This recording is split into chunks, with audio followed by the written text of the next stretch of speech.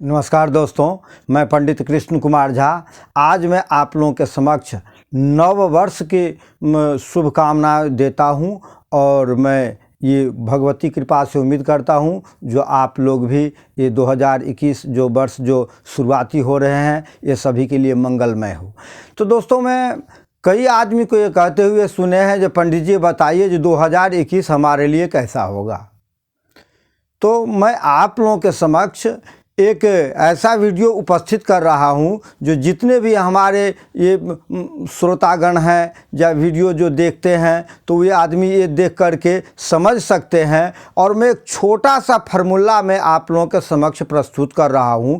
इस सूत्र के माध्यम से आप पता कर सकते हैं जो आपके जन्म समय से लेकर के 2021 तक में जो भी वर्ष आपका आ रहा हो ये वर्ष आपके लिए कैसा होगा।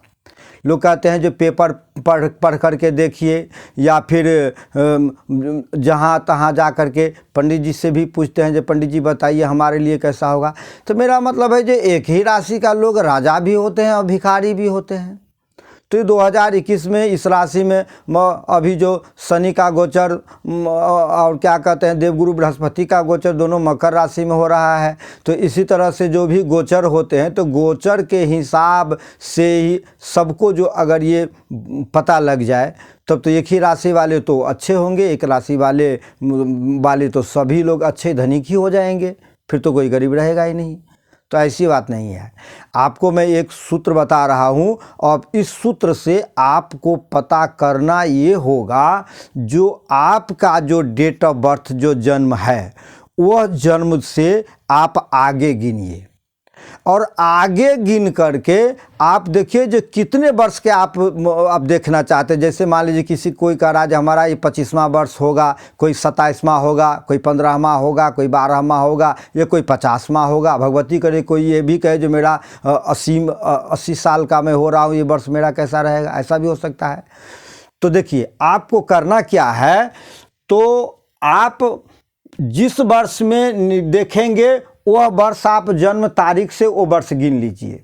अब वो जो वर्ष आया उस वर्ष में आपकी जन्म कुंडली जो बनी है उस जन्म कुंडली में देखिए जो चंद्रमा किस राशि में है तो वो राशि संख्या ले लीजिए और ये देखिए जो चंद्रमा जन्मकालिक जो चंद्रमा है वो किस नक्षत्र में है वो ये ले लीजिए। ये तीन चीज़ आपके लेना है, जन्म के वर्ष लेना है और नक्षत्र लेना है और राशि जो नक्षत्र के हिसाब से राशि क्रिएट हो जाता है, राशि आपको लेना है। ये तीनों चीज़ को आप जोड़ लीजिए। जैसे कि मान लीजिए कोई व्यक्ति कहता है जो पंडित जी बताइए मेरा 12वें वर्ष कैसा होगा।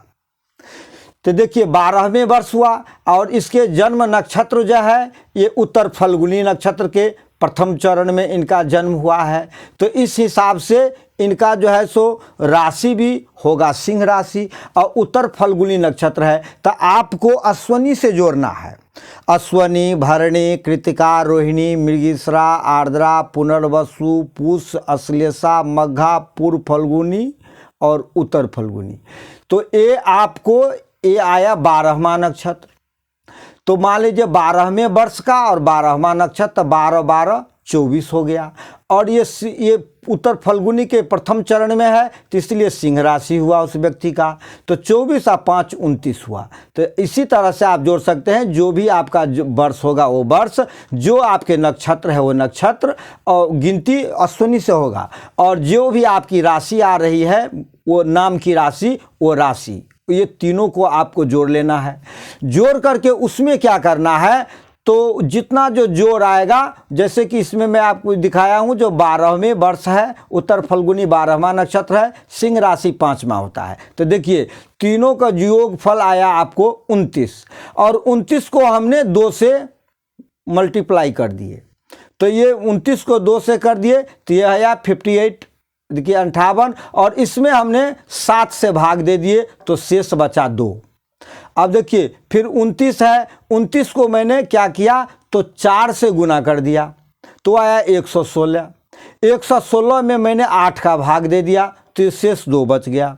और देखिए ये 29 है, ये 29 को अब मैंने 3 से गुना कर दिया और इसको जो 6 से जितना जो गुणनफल हुआ उस गुणनफल में 6 से भाग दे दिया तो शेष आया 3। अर्थात इस व्यक्ति का जो ये वर्ष होगा 2021वां, ये वर्ष इस व्यक्ति के लिए बहुत अच्छा होगा। अब होता यह है जो आपको तीनों को जोड़ करके 2 से गुना कीजिए और 7 से भागफल दे करके शेष देखिए।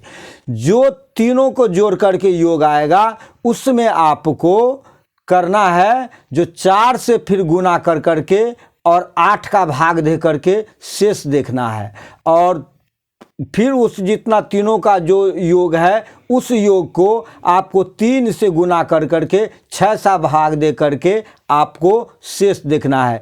अगर एक स्थान में और तीसरे स्थान में, अगर दोनों स्थान में मान लीजिए 0-0 बनता है तो वह वर्ष उस व्यक्ति के लिए बहुत दुखदाई होगा।